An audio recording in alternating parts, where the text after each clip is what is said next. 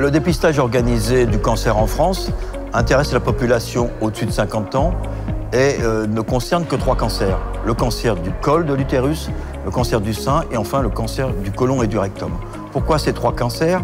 Parce que malheureusement ils sont fréquents et surtout parce que l'on dispose d'un test de dépistage qui est fiable et qui est facile à réaliser. En ce qui concerne le cancer colorectal, c'est un cancer malheureusement fréquent puisqu'il intéresse à peu près 37 000 personnes par an en France et qu'il entraîne le décès de 15 000 de ces personnes.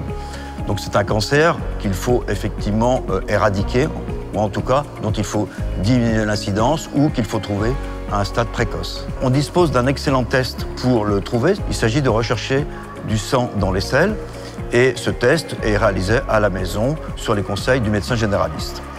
Les personnes sont entre guillemets triées ou classées en 2 populations. Il y a d'abord les personnes qui ont une histoire personnelle ou familiale de polype ou de cancer. Ces personnes sont suivies par coloscopie et leur médecin généraliste voit s'il est nécessaire de refaire une coloscopie.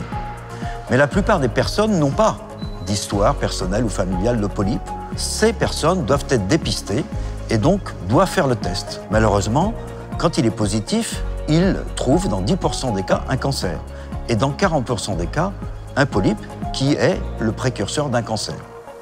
Alors pourquoi on fait autant la promotion du dépistage du cancer colorectal en France? Parce qu'évidemment, on peut sauver beaucoup de personnes.